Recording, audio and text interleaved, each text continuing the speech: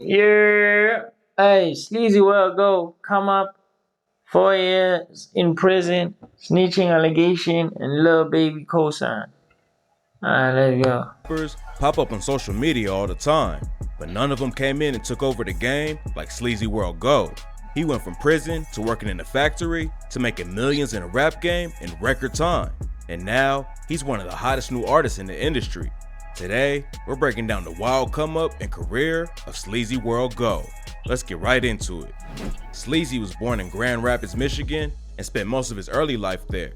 He has a big family with 6 other siblings, and he said back in the day, they was like a little gang riding bikes around the hood, getting into fights and throwing parties. Back then, making music wasn't part of the plan, but Sleazy has been rapping since he was like 5 years old. His dad tried to make it in the industry, and he had Sleazy and his brothers battle rap each other for fun. Now, his brother 81 Hundo's in the rap game too, but he hasn't had any massive hits like Sleazy yet.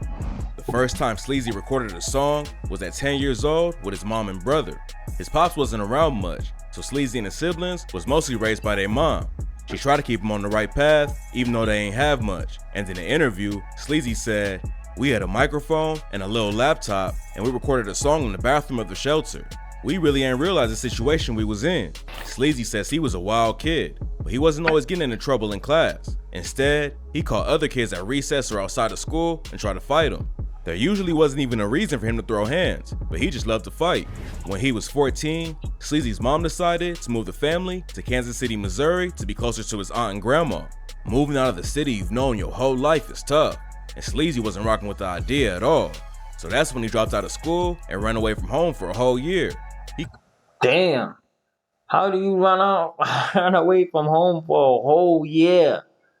Damn, I never heard of that shit like that. He kept going back to Michigan and hid out with his homies, and eventually, the police got involved. One night, Sleazy was out past curfew, and the cops pulled him over. He ended up going to juvie for 3 months, and the cops told him if he ever came back to Grand Rapids, they would lock him up for real.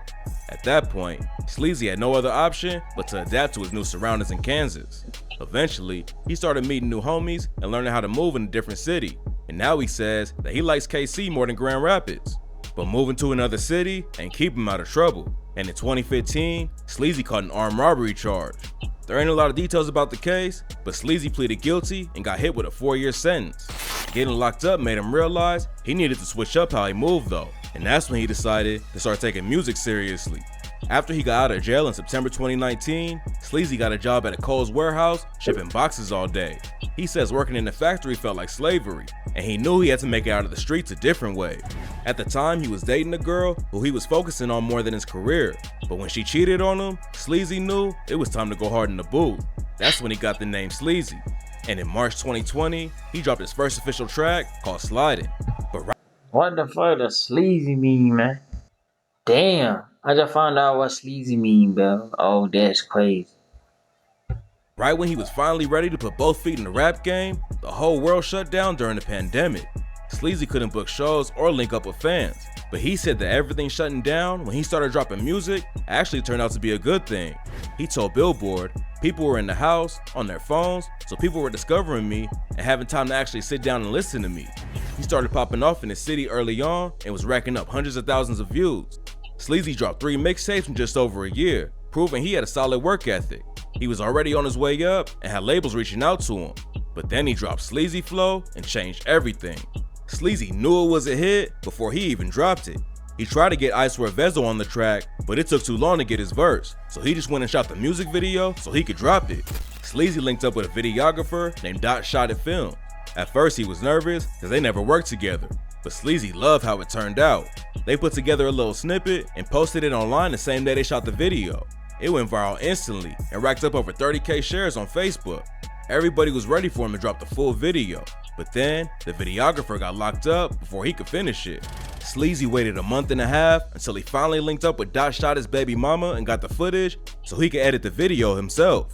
Most people think Sleazy Flow just blew up in 2022, but it already had 1 million views before it started going viral on TikTok. Sleazy had a lot of labels interested in signing him, but back in March, he decided to ink a deal with Island Records under Universal.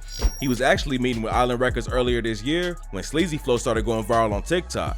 The track was already buzzing on YouTube, but the TikTok wave brought in a whole new audience and put Sleazy right in the spotlight. Huge artists started shouting out Sleazy on social media, and Lil Baby posted a TikTok singing the track. Having one of the biggest rappers in the game posting your song is huge, but a couple months later, Sleazy scored an even bigger win after Lil Baby hopped on the official remix. Sleazy went from an underground artist working at a warehouse to one of the hottest new rappers in the game almost overnight. Now he's got his money up and his name is buzzing in the industry. But Sleazy says, "It's a lot of stress. Motherfuckers want money." He told No Jumper, That's what I've been learning to do, set boundaries, you know. I feel like once you do something for a motherfucker and they don't do what they supposed to do, then it's like shit, I don't know what to tell you after that. Of course. It's like you gotta make. He also knows that blowing up as a street rapper and staying in your city is dangerous. But Sleazy wants to stick around KC and Grand Rapids for now, just to show other people they can make it in the industry, even if they're not from a place like Chicago or Atlanta. Before Sleazy came up, there wasn't a lot of artists from either city who really blew up. Back in the day, Sleazy ain't even know it was possible to be successful if you came from where he did. But now, he wants to inspire young kids to believe in themselves and go hard with the music too. He said, "Me growing up, I ain't never seen no celebrity in the city. I ain't never seen nobody that was like big and rich as hell, just in the city, just coming through. Like, so I want the motherfuckers under me to be able to see that type of shit. So like, I still want my presence in the city, you know what I'm saying?" After Sleazy Flow took off, Sleazy kept grinding and dropping new music.